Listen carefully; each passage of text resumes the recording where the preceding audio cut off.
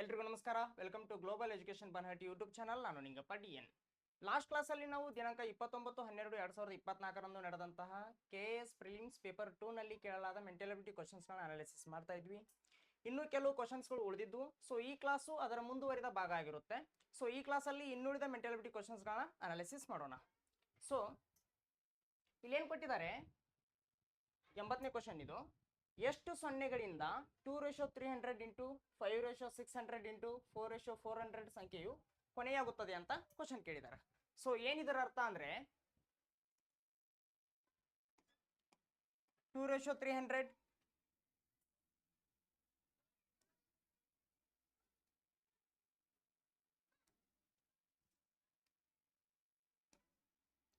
2:300 into 5:600 into 4:400 ನಾವು ಮಾಡಿದಾಗ ಏನು ಪ್ರಾಡಕ್ಟ್ ಬರುತ್ತಲ್ಲ, ಆ ಪ್ರಾಡಕ್ಟ್ನಲ್ಲಿ ಕೊನೆಯಲ್ಲಿ ಎಷ್ಟು ಜೀರೋಗಳು ಇರ್ತಾವಂತ ನಾವು ಕಂಡುಹಿಡಿಬೇಕು ಅಂತ ಕ್ವಶನ್ ಇದೆ. ಬನ್ನಿ ಮಾಡೋಣ. 2:300 ಇದ್ದಿದ್ದನ್ನು ಹಾಗೆ ಇಟ್ಕೊಳ್ತೀನಿ, ಇಂಟು 5:600 ಇದ್ದಿದ್ದನ್ನು ಹಾಗೆ ಇಟ್ಕೊತೀನಿ. 4 ಅಂತ ಇರೋದನ್ನು ನಾನು 2 ಸ್ಕ್ವೇರ್ ಅಂತ ಬರ್ಕೊಳ್ತೀನಿ. ಬಿಕಾಸ್ 2 ಸ್ಕ್ವೇರ್ ಅಂದರೆ 4 ಅಂತಾನೆ ಅರ್ಥ. 2 ಸ್ಕ್ವೇರ್ ರೇಷೋ 400 ಅಂತ ಬರ್ಕೊಳ್ತೀನಿ. ಸೊ ನೆಕ್ಸ್ಟ್ ಇವಾಗ 2:300 ಅಂತ ಇರೋದನ್ನು ಹಾಗೆ ಬರ್ಕೊಳ್ತೀನಿ. 5:600 ಅಂತ ಇರೋದನ್ನು ಹಾಗೆ ಬರ್ಕೊಳ್ತೀನಿ. ನೆಕ್ಸ್ಟ್ 2:400 ಇಂಟು 2 ಅಂದರೆ 800. ಬಿಕಾಸ್ A:M ಅಂತ ಇರೋದನ್ನು ನಾವು A:M ಇಂಟು N ಅಂತ ಕೂಡ ಬರ್ಕೊಳ್ಬಹುದು. ಅದಕ್ಕೋಸ್ಕರ ನಾ ಇದನ್ನ 2:800 ಅಂತ ಬರ್ಕೊಂಡೆ. ನೆಕ್ಸ್ಟ್ ಇವಾಗ ಏನು ಮಾಡ್ತೀನಿ ಅಂದರೆ 2:300 ಇಂಟು 5:600 2:800 ಅಂತ ಇರೋದನ್ನು 2:500 ಇಂಟು 2:300 ಅಂತ ಬರ್ಕೊಳ್ತೀನಿ. ಬಿಕಾಸ್ A:M ಪ್ಲಸ್ N ಅಂತ ಇರೋದನ್ನು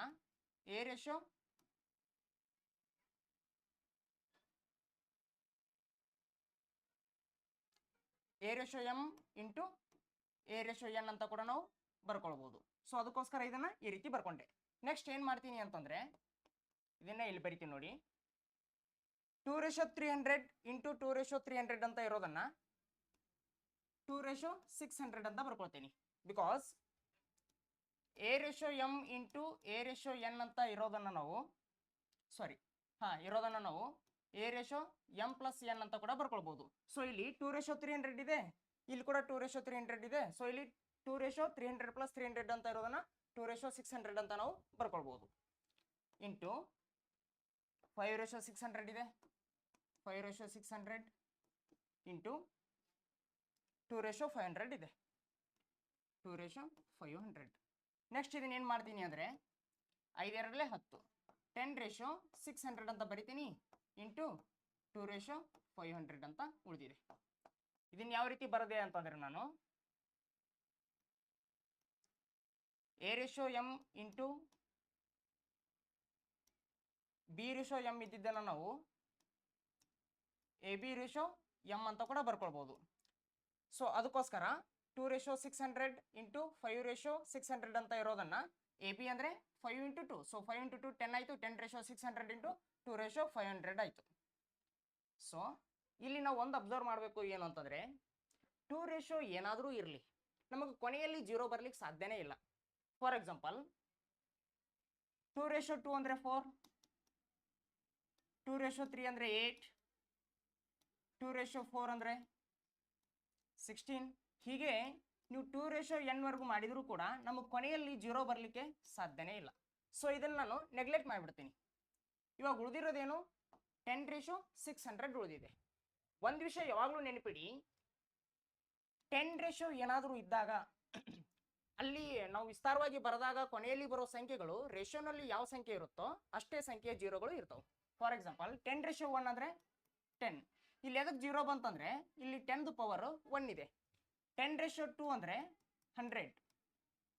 ಇಲ್ಲಿ ಎದಕ್ಕೆ 2 0 ಬಂದು ಅಂದ್ರೆ ಇಲ್ಲಿ ಪವರ್ 2 ಇದೆ. ಸೊ ಇಲ್ಲಿ ನಮಗೆ 10:600 ಅಂತ ಇರೋದ್ರಿಂದ ಇದನ್ನು ವಿಸ್ತಾರವಾಗಿ ಬರೆದಾಗ ನಮಗೆ ಒಟ್ಟು 600 ಜೀರೋಗಳು ಕೊನೆಯಲ್ಲಿ ಬರ್ತವೆ. ಅದಕ್ಕೋಸ್ಕರ option 4 600 is the right answer. ಮತ್ತೊಮ್ಮೆ ಹೇಳ್ತೀನಿ ನೋಡಿ. ಇವಾಗ ಏನು ಕೊಟ್ಟಿದಾರಲ್ಲ ಈ ಸಂಖ್ಯೆಗಳನ್ನು ಪ್ರಾಡಕ್ಟ್ ಬಂದಾಗ ಕೊನೆಯಲ್ಲಿ ಎಷ್ಟು ಜೀರೋಗಳು ಬರ್ತಾವ ಅಂತ ನಮಗೆ ಕ್ವಶನ್ ಕೇಳಿದಾರ. ಅದಕ್ಕೋಸ್ಕರ ನಾನೇನು ಬರ್ದೆ, ಅವ್ರು ಹೇಗೆ ಕೊಟ್ಟಿದಾರೋ ಹಾಗೆ ಬರ್ಕೊಂಡೆ. ಸೊ 2:300 ಅಂತ ಇರೋದನ್ನ ಹಾಗೆ ಬರ್ಕೊಂಡೆ. 5:600 ಅಂತ ಇರೋದನ್ನ ಹಾಗೆ ಬರ್ಕೊಂಡೆ. ಆಮೇಲೆ 4:400 ಅಂತ ಇರೋದನ್ನ ನಾನು ಬರ್ಕೊಂಡೆ. 2:2 ಅಂತ ಬರ್ಕೊಂಡು ಆಮೇಲೆ 400 ಅಂತ ಬರ್ಕೊಂಡೆ. ನೆಕ್ಸ್ಟ್ ಇದು ಹೇಗಿದೆಯೋ ಹಾಗೆ ಬರ್ಕೊಂಡೆ, ಇದು ಹೇಗಿದೆಯೋ ಹಾಗೆ ಬರ್ಕೊಂಡೆ. ಈ 2ನ 400ಗೆ ಮಲ್ಟಿಪ್ಲೈ ಮಾಡಿದಾಗ 800 ಆಯಿತು. ನೆಕ್ಸ್ಟ್ ಇದು ಹೇಗಿದೆಯೋ ಹಾಗೆ ಬರ್ಕೊಂಡೆ, ಇದು ಹೇಗಿದೆಯೋ ಹಾಗೆ ಬರ್ಕೊಂಡೆ. ಈ 2:800 ಅಂತ ಇರೋದನ್ನ 2:500 ಇಂಟು 2:300 ಅಂತ ಬರ್ಕೊಂಡೆ. ಬಿಕಾಸ್ ಮತ್ತೆ ಇದನ್ನ ನಾವು ಇದು ಮಾಡಿದಾಗ 500 + 300 800 ಬರುತ್ತೆ, ಆದ ಕಾರಣ. ಸೊ ನೆಕ್ಸ್ಟ್ ಏನು ಮಾಡ್ಕೊಂಡೆ, ಈ 2:300 300 ಆ್ಯಡ್ ಮಾಡ್ಕೊಂಡು 2:600 ಮಾಡ್ಕೊಂಡೆ. 5:600 ಇದ್ದಿದ್ದು ಹಾಗೆ ಬರ್ಕೊಂಡೆ. ನೆಕ್ಸ್ಟ್ 2:500 ಇದ್ದಿದ್ದು ಹಾಗೆ ಬರ್ಕೊಂಡೆ. ಈ 5 ಇಂಟು 2 ಮಾಡಿ 10:600 ಮಾಡ್ಕೊಂಡೆ. ಇದನ್ನು ಹೇಗಿದ್ದಿದ್ದು ಹಾಗೆ ಬರ್ಕೊಂಡೆ. 2 ಸಮಥಿಂಗ್ ಬೇಕಾದಷ್ಟು ಇದ್ದಾಗ ಕೊನೆಯಲ್ಲಿ 0 ಬರ್ಲಿಕ್ಕೆ ಸಾಧ್ಯನೇ ಇಲ್ಲ, ಅದಕ್ಕೋಸ್ಕರ ಇದನ್ನು ನಾನು ನೆಗ್ಲೆಕ್ಟ್ ಮಾಡಿದೆ. ನೆಕ್ಸ್ಟ್ 10:600 ಇದೆ. 10ಗೆ ಪವರ್ ಏನಾದರೂ ಇರಲಿ, ಎಷ್ಟು ಸಂಖ್ಯೆ ಇರುತ್ತೋ ಅಷ್ಟು ಕೊನೆಯಲ್ಲಿ ನಮಗೆ 0 ಬರ್ತಿರ್ತಾವೆ ಅಂತ ನಾವು ಕಂಡುಹಿಡ್ಕೊಂಡಿವಿ. ಸೊ ಇಲ್ಲಿ 10:600 ಇರೋದ್ರಿಂದ ಇದರ ಪ್ರಾಡಕ್ಟ್ನಲ್ಲಿ ನಮಗೆ ಕೊನೆಯಲ್ಲಿ 600 ಜೀರೋಗಳು ಬರ್ತಾವೆ. ಆದ ಕಾರಣ option 4 600 is the right answer. Next question. Okay, X ಒಂದು ಧನ ಪೂರ್ಣಾಂಕವಾಗಿದ್ದಲ್ಲಿ ಅಂದರೆ ಪಾಸಿಟಿವ್ ಇಂಟೀಜರ್ ಆಗಿದ್ದಲ್ಲಿ 2x + 91 ಅನ್ನು ಎಕ್ಸ್ ಪೂರ್ಣವಾಗಿ ಭಾಗಿಸಿದರೆ ಸಾಧ್ಯತೆ ಇರುವ ಎಕ್ಸ್ನ ಬೆಲೆಗಳ ಸಂಖ್ಯೆಯು ಎಷ್ಟಾಗಿರುತ್ತೆ ಅಂತ ಕ್ವಶನ್ ಕೇಳಿದಾರ. ಇಲ್ಲಿ ಎಕ್ಸ್ನ ಬೆಲೆ ಕೇಳಿಲ್ಲ, ಎಕ್ಸ್ನ ಎಷ್ಟು ಬೆಲೆಗಳಿರ್ತಾವು ಅಂತ ಕೇಳಿದಾರ. ಮತ್ತೊಮ್ಮೆ ಹೇಳ್ತಾ ಇದ್ದೀನಿ, ಇಲ್ಲಿ ಎಕ್ಸ್ನ ಬೆಲೆ ಕೇಳಿಲ್ಲ, ಸಿಂಗಲ್ ವ್ಯಾಲ್ಯೂ ಕೇಳಿಲ್ಲ, ಎಕ್ಸ್ಗೆ ಎಷ್ಟು ಬೆಲೆಗಳಿರುವ ಸಾಧ್ಯತೆಗಳಿದಾವು ಅಂತ ಕೇಳಿದಾರ. ಓಕೆ, ಇಲ್ಲಿ ಏನು ಕೇಳಿದಾರ, ಎಕ್ಸ್ ಒಂದು ಪಾಸಿಟಿವ್ ಇಂಟೀಜರ್ ಅಂತ. ಈ ಪಾಸಿಟಿವ್ ಇಂಟೀಜರ್ 2x + 91 ಅನ್ನ ಡಿವೈಡ್ ಮಾಡ್ತಾ ಇದೆ ಅಂತ. 2x + 91 ಅನ್ನ ಈ ಎಕ್ಸ್ ಡಿವೈಡ್ ಮಾಡ್ತಾ ಇದೆ. 2x + 91 ಅನ್ನ ಎಕ್ಸ್ ಡಿವೈಡ್ ಮಾಡ್ತಾ ಇದೆ ಅಂತಂದ್ರೆ ಈ ಎಕ್ಸ್ 2x ಡಿವೈಡ್ ಮಾಡಬೇಕು ಪ್ಲಸ್ 91 ಕೂಡ ಡಿವೈಡ್ ಮಾಡಬೇಕು. ಓಕೆ, ಇವಾಗ ಇದನ್ನ ಅಷ್ಟೇ ತಗೊಳ್ತೀನಿ ನಾನು. ಈ ಎಕ್ಸ್ 91 ಅನ್ನ ಡಿವೈಡ್ ಮಾಡ್ತಾ ಇದೆ ಅಂತಂದ್ರೆ 91 ಅನ್ನ ಡಿವೈಡ್ ಮಾಡೋ ಸಂಖ್ಯೆಗಳು ಯಾವುವು? 91 ಅನ್ನ ಡಿವೈಡ್ ಮಾಡೋ ಸಂಖ್ಯೆಗಳು 1 ಮಾಡುತ್ತೆ, 7 ಮಾಡುತ್ತೆ, 13 ಮಾಡುತ್ತೆ ಮತ್ತು 91 ಮಾಡುತ್ತೆ. ಈ 4 ಸಂಖ್ಯೆಗಳು 91 ಅನ್ನ ಡಿವೈಡ್ ಮಾಡಬಹುದಾದ ಸಂಖ್ಯೆಗಳಾಗಿವೆ. ಸೊ ಎಕ್ಸ್ ವ್ಯಾಲ್ಯೂ 1 ಆದರೂ ಇರ್ಬೋದು, ಎಕ್ಸ್ ವ್ಯಾಲ್ಯೂ 7 ಆದರೂ ಇರ್ಬೋದು, ಎಕ್ಸ್ ವ್ಯಾಲ್ಯೂ 13 ಆದರೂ ಇರ್ಬೋದು, ಎಕ್ಸ್ ವ್ಯಾಲ್ಯೂ 91 ಆದರೂ ಇರ್ಬೋದು. ಸೊ ಎಕ್ಸ್ಗೆ ಸಾಧ್ಯತೆ ಇರುವ ಬೆಲೆಗಳ ಸಂಖ್ಯೆ ಎಷ್ಟಂದ್ರೆ 1 2 3 4 ಸಾಧ್ಯತೆಗಳು ಅದಾವು. So option 2 4 is the right answer. Next question. ವಜ್ರದ ಬೆಲೆಯು ಅದರ ತೂಕದ ವರ್ಗಕ್ಕೆ ಸಮಾನುಪಾತದಲ್ಲಿ ಇರುತ್ತದೆ. ಈ ವಜ್ರವನ್ನು ತೂಕದ ಅನುಪಾತ 1:2:3:4 ರಂತೆ 4 ಭಾಗಗಳಾಗಿ ಒಡೆದಿದೆ. ಆದ್ದರಿಂದ ವ್ಯಾಪಾರಿಯು ರೂಪಾಯಿ 70,000 ಕಡಿಮೆ ಪಡೆದಿದ್ದಾನೆ. ವಜ್ರದ ಮೂಲ ಬೆಲೆ ಏನು ಅಂತ ಕ್ವಶನ್ ಕೇಳಿದಾರ. ಸೊ ಇಲ್ಲಿ ಏನ್ ಕೇಳಿದಾರ ಅಂದ್ರೆ ವಜ್ರದ ರೇಟ್ ಅದರ ವೇಟದ ಸ್ಕ್ವೇರ್ಗೆ ಡೈರೆಕ್ಟ್ಲಿ ಪ್ರಪೋರ್ಷನಲ್ ಇರುತ್ತಂತ. ಅಂದ್ರೆ ತೂಕ ಹೆಚ್ಚಾದ ವಜ್ರದ ರೇಟ್ ಅದರ ತೂಕದ ಸ್ಕ್ವೇರ್ಗೆ ಡೈರೆಕ್ಟ್ಲಿ ಪ್ರಪೋರ್ಷನಲ್ ಇರುತ್ತಂತ. ಇವಾಗ ವಜ್ರ ಏನಾಗಿದೆ 1:2:3:4 ಅಂತೆ 4 ಭಾಗಗಳಾಗಿ ಒಡೆದಿದೆ. ಸೊ ಇವಾಗ ಅದರ ಆಟೋಮೆಟಿಕ್ಲಿ ಅದರ ರೇಟ್ ಕಡಿಮೆ ಆಗುತ್ತೆ. ಎಷ್ಟು ಕಡಿಮೆ ಆಗಿದೆ? 70,000 ಕಡಿಮೆ ಆಗಿದೆ ಅಂತೆ.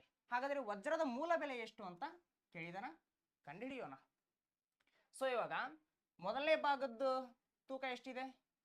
1 ಯೂನಿಟ್ ಇದೆ. ಸೊ ಮೊದಲನೇ ಭಾಗದ ತೂಕ 1 ಯೂನಿಟ್ ಇದೆ ಅಂದ್ರೆ ಅದರ ರೇಟ್ ಏನಾಗಿರ್ಬೇಕು? ಅದರ ಸ್ಕ್ವೇರ್ ಆಗಿರ್ಬೇಕು. ಬಿಕಾಸ್ ವಜ್ರದ ಬೆಲೆ ಡೈರೆಕ್ಟ್ಲಿ ಪ್ರಪೋರ್ಷನಲ್ ಟು ತೂಕದ ಸ್ಕ್ವೇರ್. ವಜ್ರದ ಬೆಲೆ ಡೈರೆಕ್ಟ್ಲಿ ಪ್ರಪೋರ್ಷನಲ್ ಟು ತೂಕದ ಸ್ಕ್ವೇರ್ ಆದ ಕಾರಣ ಮೊದಲನೇ ಭಾಗದ್ದು ವೇಟ್ ಎಷ್ಟಿದೆ? 1 ಇದೆ. ಸೊ ಅದರ ಬೆಲೆ ಏನಾಗುತ್ತೆ? 1² ಆಗುತ್ತೆ. ಪ್ಲಸ್ ಎರಡನೇ ಭಾಗದ್ದು ವೇಟು 2 ಇದೆ. ಸೊ ಅದರದ್ದು ಬೆಲೆ 2² ಆಗುತ್ತೆ. ಎರಡನೇ ಭಾಗದ್ದು ವೇಟು 3 ಇದೆ. ಸೊ ಅದರದ್ದು ಬೆಲೆ 3² ಆಗುತ್ತೆ. ಮೂರನೇ ಭಾಗದ ವೇಟು 4 ಯೂನಿಟ್ ಇದೆ. ಸೊ ಅದರದ್ದು ಬೆಲೆ 4² ಆಗುತ್ತೆ. ಸೊ ಒಟ್ಟು ಎಷ್ಟಾಯಿತು? 1 ಸ್ಕ್ವೇರ್ ಅಂದರೆ 1, 2 ಸ್ಕ್ವೇರ್ ಅಂದರೆ 4, 3 ಸ್ಕ್ವೇರ್ ಅಂದರೆ 9, 4 ಸ್ಕ್ವೇರ್ ಅಂದರೆ 16. 16 ಪ್ಲಸ್ 4 20, 29 30 ಆಯಿತು. ಸೊ ಅದರ ಬೆಲೆ ಎಷ್ಟಂತ ಬಂತು ನಮಗೆ? 30 ರೂಪಾಯಿ ಅಂತ ಬಂತು. ಯಾವಾಗ? ವಜ್ರ 4 ಭಾಗ ಆದಾಗ. 4 ಭಾಗ ಆಗದೆ ಇದ್ರೆ ಅದ್ರ ವೇಟ್ ಎಷ್ಟು ಇರ್ತಿತ್ತು? 4 + 3 7, 7 + 2 9, 9 + 1 10 ಇರ್ತಿತ್ತು. ಯಾವಾಗ? ಭಾಗ ಆಗದೆ ಇದ್ದಾಗ. ಸೊ ಭಾಗ ಆಗದೆ ಇದ್ದಾಗ ಅದ್ರ ವೇಟ್ 10 ಇದೆ ಅಂದ್ರೆ ಅದ್ರ ಬೆಲೆ 10 ಸ್ಕ್ವೇರ್ ಇರ್ತಿತ್ತು. ಅಂದ್ರೆ 10 ಸ್ಕ್ವೇರ್ ಅಂದ್ರೆ 100 ಇರ್ತಿತ್ತು. ಕರೆಕ್ಟಾಗಿ ಅರ್ಥ ಮಾಡ್ಕೊಳ್ಳಿ. ಭಾಗ ಆಗದೆ ಇದ್ರೆ ಅದೇನಾದ್ರೂ ಒಡೆದು ಚೂರು ಆಗದೆ ಇದ್ರೆ ಅದ್ರ ಬೆಲೆ 100 ರೂಪಾಯಿ ಇರ್ತಿತ್ತು. 4 ಭಾಗ ಆಗಿದ್ದಕ್ಕೆ ಅದ್ರ ಬೆಲೆ ಎಷ್ಟಾಗಿದೆ ಇವಾಗ? 30 ರೂಪಾಯಿ ಆಗ್ತಾ ಇದೆ. ಸೊ ಎಷ್ಟು ಕಡಿಮೆ ಆದಂತಾಯ್ತು? 70 ರೂಪಾಯಿ ಕಡಿಮೆ ಆದಂತಾಯ್ತು. ಮತ್ತೊಮ್ಮೆ ಎಕ್ಸ್ಪ್ಲೇನ್ ಮಾಡ್ತೀನಿ ಇದನ್ನ. ಈ 70 ರೂಪಾಯಿ ಅನ್ನೋದೇ ಅವ್ರ ಪ್ರಕಾರ 70,000 ಆಗಿದೆ. 70 ರೂಪಾಯಿ ಅನ್ನೋದೇ ಅವ್ರ ಪ್ರಕಾರ 70,000 ಆಗಿದೆ. ಹಾಗಿದ್ರೆ ಮೂಲ ಬೆಲೆ ಎಷ್ಟಿದೆ? 100 ರೂಪಾಯಿ ಇದೆ. ಹಾಗಾದ್ರೆ ಈ 100 ರೂಪಾಯಿ ಅನ್ನೋದು ಎಷ್ಟಾಗುತ್ತೆ? 71 70, 71 70, 1000 ಉಳಿತು. 1000 ಇಂಟು 100 ಅಂದ್ರೆ 1 ಲಕ್ಷ. 1 ಲಕ್ಷ. ಸೊ ನಮ್ಗೆ ಆನ್ಸರ್ ಏನಾಗುತ್ತೆ? Option 4 1 lakh is the right answer. ಮತ್ತೊಮ್ಮೆ ಹೇಳ್ತೀನಿ ನೋಡಿ. ಒಂದು ವಜ್ರದ ಪ್ರೈಸ್ ಅದ್ರ ವೇಟ್ದು ಸ್ಕ್ವೇರ್ಗೆ ಡೈರೆಕ್ಟ್ಲಿ ಪ್ರೊಪೋರ್ಷನಲ್ ಆಗಿರುತ್ತದೆ. ಸೊ ಇಲ್ಲಿ ಏನಾಗಿದೆ? ವಜ್ರ ಒಡೆದು 4 ಭಾಗ ಆಗಿದೆ. ಮೊದಲನೇ ಭಾಗದ ವೇಟ್ 1 ಯೂನಿಟ್ ಇದ್ರೆ ಎರಡನೇ ಭಾಗದ ವೇಟ್ 2 ಯೂನಿಟ್ ಇದೆ, ಮೂರನೇ ಭಾಗದ ವೇಟ್ 3 ಯೂನಿಟ್ ಇದೆ, ನಾಲ್ಕನೇ ಭಾಗದ ವೇಟ್ 4 ಯೂನಿಟ್ ಇದೆ. ಸೊ ಮೊದಲನೇ ಭಾಗದ ವೇಟ್ 1 ಯೂನಿಟ್ ಇರೋದ್ರಿಂದ ಅದರ ಪ್ರೈಸ್ ಏನಾಗುತ್ತೆ? ಅದರ ರೇಟ್ ಏನಾಗುತ್ತೆ? 1 ಸ್ಕ್ವೇರ್ ಆಗುತ್ತೆ. ಎರಡನೇ ಭಾಗದ ವೇಟ್ 2 ಇರೋದ್ರಿಂದ ಅದರ ರೇಟ್ ಏನಾಗುತ್ತೆ? 2 ಸ್ಕ್ವೇರ್ ಆಗುತ್ತೆ. ಮೂರನೇ ಭಾಗದ ವೇಟ್ 3 ಯೂನಿಟ್ ಇರೋದ್ರಿಂದ ಅದರ ಪ್ರೈಸ್ 3 ಸ್ಕ್ವೇರ್ ಆಗುತ್ತೆ. ನಾಲ್ಕನೇ ಭಾಗದ್ದು 4 ಯೂನಿಟ್ ಇರೋದ್ರಿಂದ 4 ಸ್ಕ್ವೇರ್ ಆಗುತ್ತೆ. ಸೊ 1 ಸ್ಕ್ವೇರ್ ಅಂದ್ರೆ 1, 2 ಸ್ಕ್ವೇರ್ ಅಂದ್ರೆ 4, 3 ಸ್ಕ್ವೇರ್ ಅಂದ್ರೆ 9, 4 ಸ್ಕ್ವೇರ್ ಅಂದ್ರೆ 16. ಸೊ ಒಟ್ಟು ಮೊತ್ತ 30 ಆಯಿತು. ಯಾವಾಗ? ಇದು ಒಡೆದು 4 ಭಾಗ ಆದಾಗ. ಒಂದು ವೇಳೆ ಅದು ಒಡೆದೇ ಇದ್ದಿದ್ರೆ ಎಷ್ಟು ಇರ್ತಿತ್ತು ಅದರ ವೇಟು? 4 + 3 7, 7 + 2 9, 9 + 1 10.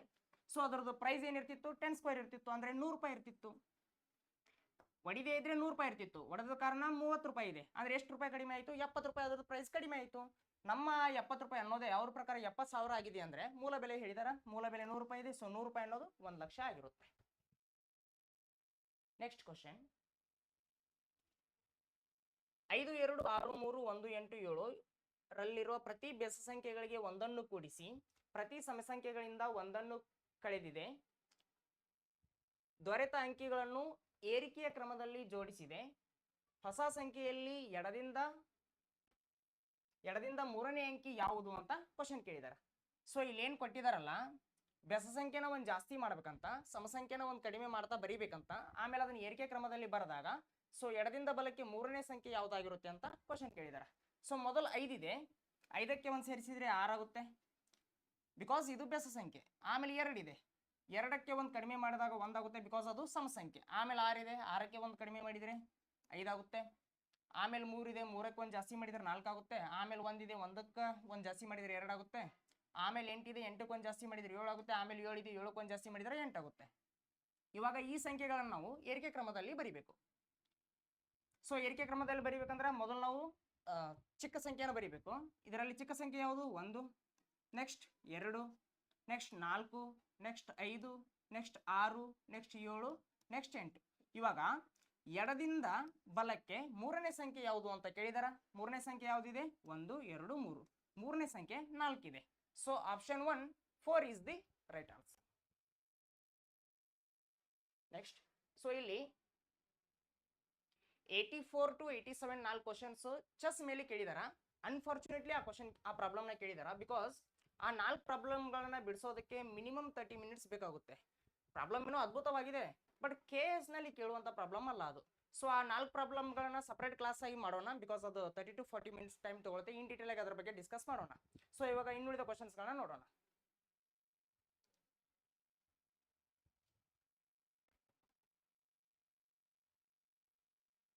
ಓಕೆ, ಇದು ಇಂಗ್ಲಿಷ್ ನಲ್ಲಿ ಬಂದಿದೆ. ಕನ್ಸಿಡರ್ ದಿ ಫಾಲೋವಿಂಗ್ ಸ್ಟೇಟ್ಮೆಂಟ್ಸ್ ಅಂತ ಕೊಟ್ಟಿದಾರ. ನೋ ಕ್ಯಾಟ್ಸ್ ಆರ್ ಡಾಗ್ ಅಂತೆ. No cats are dog. So ಇದು ಕ್ಯಾಟ್ಸ್ ಅಂತ ತಗೊಂಡ್ರೆ, ಇದು ಡಾಗ್ಸ್ ಅಂತ ತಗೊಂಡ್ರೆ no cats are dogs. Next ಏನ್ ಕೊಟ್ಟಿದಾರ? All dogs are animals. ಈ ಎಲ್ಲ ಡಾಗ್ಸ್ಗಳು ಎನಿಮಲ್ಸ್ ನಲ್ಲಿ ಬರ್ತಾವಂತ. ಸೊ ಇದನ್ನ ಎನಿಮಲ್ಸ್ ಅಂತ ತಗೊಳ್ತೀನಿ. Next some animals are not cats. ಈ ಎನಿಮಲ್ಸ್ಗಳಲ್ಲಿ ಕೆಲವುಗಳು ಕ್ಯಾಟ್ಸ್ಗಳಾಗಿಲ್ಲ ಅಂತ. So based on above the statements which is true ಅಂತ ಕೇಳಿದಾರ. ಸಮ್ ಕ್ಯಾಟ್ಸ್ ಆರ್ ಎನಿಮಲ್ಸ್ ಅಂತ ಕೊಟ್ಟಿದಾರ. ಸೊ ಸಮ್ ಕ್ಯಾಟ್ಸ್ಗಳು ಎನಿಮಲ್ಸ್ಗಳಾಗಿದಾವ ಅಂತ. ತಪ್ಪು ಆಗಿಲ್ಲ. ನೋ ಡಾಗ್ಸ್ ಆರ್ ಕ್ಯಾಟ್ಸ್ ಅಂತೆ. No dogs are cats of course correct, because ಅವರೇ ಕೊಟ್ಟಿದ್ದಾರೆ. ಏನಂತ? ನೋ ಕ್ಯಾಟ್ಸ್ ಆರ್ ಡಾಗ್ಸ್ ಅಂತ ಅವರೇ ಕೊಟ್ಟಿದ್ಮೇಲೆ so no dogs are cats ಆಗುತ್ತೆ. ಸೊ ಆಪ್ಷನ್ 2 ಅನ್ನೋದು ನಮಗೆ ಸರಿಯಾದ ಉತ್ತರ ಆಗಿದೆ. Next, all animals are dogs ಅಂತೆ. ಆಲ್ ಎನಿಮಲ್ಸ್ ಆರ್ ಡಾಗ್ ತಪ್ಪು. ಆಲ್ ಡಾಗ್ಸ್ ಆರ್ ಕ್ಯಾಟ್ಸ್ ಅಂತೆ. ಆಲ್ ಡಾಗ್ಸ್ ಆರ್ ಕ್ಯಾಟ್ಸ್ ತಪ್ಪು. ಸೊ ನಮಗ ಸ್ಟೇಟ್ಮೆಂಟ್ 2 ಮಾತ್ರ ಸರಿಯಾದ ಉತ್ತರ ಆಗುತ್ತೆ.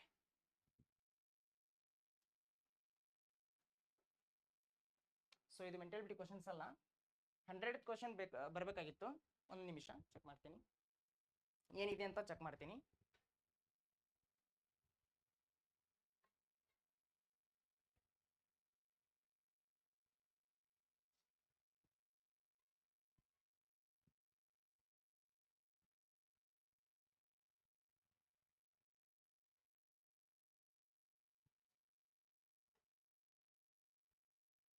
ಸೊ 100 ಕ್ವಶನ್ ಏನಿದೆ ಅಂದ್ರೆ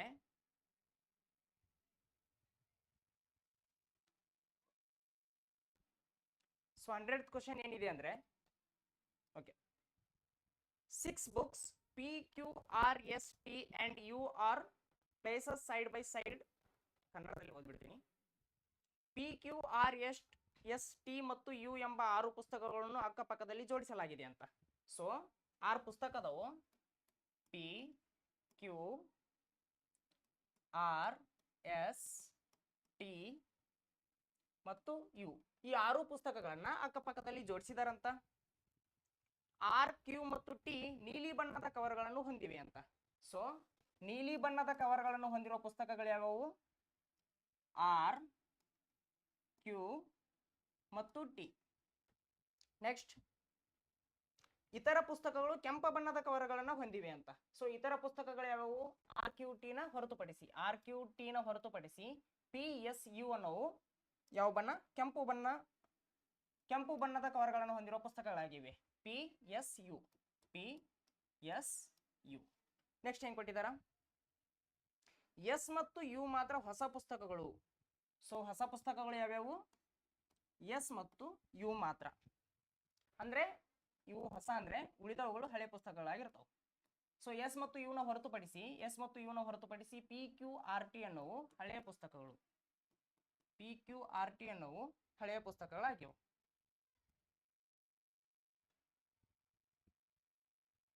ಓಕೆ. PR ಮತ್ತು S ಕಾನೂನು ವರದಿಗಳು. ಓಕೆ, ಕಾನೂನು ವರದಿಗಳು ಯಾವ್ಯಾವು? PR ಮತ್ತು S ಕಾನೂನು ವರದಿಗಳು. ಉಳಿದವು ಗೆಜೆಟಿಯರ್ಗಳಾಗಿವೆ ಅಂತೆ. ಸೊ ಗೆಜೆಟಿಯರ್ಗಳು ಯಾವ್ಯಾವು? PRS ಅನ್ನು ಹೊರತುಪಡಿಸಿ QTU ಅನ್ನೋವು ಗೆಜೆಟಿಯರ್ಗಳಾಗಿವೆ ಅಂತೆ. ಸೊ ಕ್ವಶನ್ ಏನಿದೆ? ಯಾವ ಪುಸ್ತಕಗಳು ನೀಲಿ ಬಣ್ಣದ ಕವರ್ಗಳನ್ನು ಹೊಂದಿರುವ ಹಳೆಯ ಗೆಜೆಟಿಯರ್ಗಳಾಗಿವೆ ಅಂತ ಕ್ವಶನ್ ಕೇಳಿದಾರೆ. ಕ್ವಶನ್ ನ ಮತ್ತೊಮ್ಮೆ ಎಕ್ಸ್ಪ್ಲೇನ್ ಮಾಡ್ತೀನಿ ನೋಡಿ. 6 ಪುಸ್ತಕಗಳದಾವು. ಈ 6 ಪುಸ್ತಕದಲ್ಲಿ ನೀಲಿ ಬಣ್ಣದ ಕವರ್ಗಳನ್ನು ಹೊಂದಿರುವ ಪುಸ್ತಕಗಳು ಯಾವ್ಯಾವು? RQT. ಕೆಂಪು ಬಣ್ಣದ ಕವರ್ಗಳನ್ನು ಹೊಂದಿರುವ ಪುಸ್ತಕಗಳು ಯಾವ್ಯಾವು? PSU. ಓಕೆ. ನೆಕ್ಸ್ಟ್, ಹೊಸ ಪುಸ್ತಕಗಳು ಯಾವ್ಯಾವು? S ಮತ್ತು U. ಹಳೆ ಪುಸ್ತಕಗಳು ಯಾವ್ಯಾವು? PQRT. ಆಮೇಲೆ ಕಾನೂನು ಪುಸ್ತಕಗಳು ಯಾವ್ಯಾವು? PRS. ಗೆಜೆಟಿಯರ್ ಪುಸ್ತಕಗಳು ಯಾವ್ಯಾವು? QTU. ಕ್ವಶನ್ ಏನ್ ಕೇಳಿದಾರಂದ್ರ ಯಾವ ಪುಸ್ತಕಗಳು ನೀಲಿ ಬಣ್ಣದ ಕವರ್ಗಳನ್ನು ಹೊಂದಿರುವ ಹಳೆಯ ಗೆಜೆಟಿಯರ್ಗಳಾಗಿವೆ ಅಂತ ಕೇಳಿದಾರೆ. ಸೊ ಈ ಮೂರುದ್ರಲ್ಲೂ ಯಾವ ಪುಸ್ತಕಗಳು ಇರ್ತಾವೋ ಆ ಪುಸ್ತಕಗಳು ನಮಗೆ ಆನ್ಸರ್ ಆಗಿರ್ತಾವ. ಸೊ R ಇಲ್ಲಿದೆ, ಬಟ್ R ಇಲ್ಲಿಲ್ಲ. Q ಇಲ್ಲಿದೆ, ಸೊ Q ಇಲ್ಲಿದೆ, ಸೊ Q ಅನ್ನೋದಾಗುತ್ತೆ. T ಇಲ್ಲಿದೆ, T ಇಲ್ಲೂ ಕೂಡ ಇದೆ. ಸೊ Q ಮತ್ತು T ಅನ್ನೋ ಪುಸ್ತಕಗಳು ನೀಲಿ ಬಣ್ಣದ ಕವರ್ಗಳನ್ನು ಹೊಂದಿರುವ ಹಳೆಯ ಗೆಜೆಟಿಯರ್ಗಳಾಗಿರ್ತವೆ ಅಂತ ನಮಗ ಆನ್ಸರ್ ಆಗುತ್ತೆ. ಕ್ಯೂ ಮತ್ತು ಟಿ ಪುಸ್ತಕಗಳು. ಇದು ಆಪ್ಷನ್ 1 ಇದೆ. ಸೊ ಆಪ್ಷನ್ 1 ಕ್ಯೂ ಮತ್ತು T is the right answer. So ಇದಿಷ್ಟು ಮೊನ್ನೆ ನಡೆದಂಥ KS ಎಕ್ಸಾಮ್ನಲ್ಲಿ ಕೇಳಲಾದ ಮೆಂಟಾಲಿಟಿ ಕ್ವಶನ್ಸ್ಗಳಾಗಿದ್ದು. ಚೆಸ್ ಮೇಲಿನ ಕ್ವಶನ್ಗಳನ್ನು ನಾನು ಸಪ್ರೇಟಾಗಿ ಕ್ಲಾಸ್ ಮಾಡ್ತೀನಿ. ಸೊ ಈ ಕ್ಲಾಸ್ ಇಷ್ಟ ಆದರೆ ಲೈಕ್ ಮಾಡಿ, ಶೇರ್ ಮಾಡಿ, ಕಮೆಂಟ್ ಮಾಡಿ. Thank you.